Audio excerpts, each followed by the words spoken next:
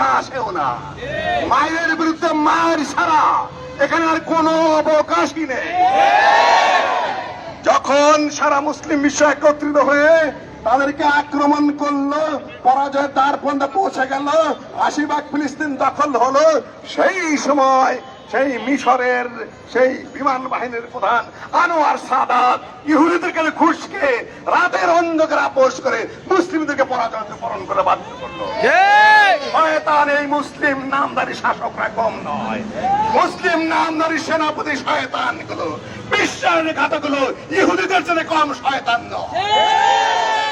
এই জন্য আজকে এই পরিস্থিতি আমরা পৌঁছেছি। আরব বিশ্বের এক হতে শেখ বিন বাজের ফতোয়া রয়েছে, মুসলিমরা যদি ঐক্যবদ্ধ না হয় তাহলে ইহুদিদের হাত থেকে মুসলিমদেরকে রক্ষা করা খুব জটিল ব্যাপার রয়েছে। তবে হবে, কোরআন বলেছে ভাই, উত্তম ইহুদিরা আবার যদি তোমরা জানো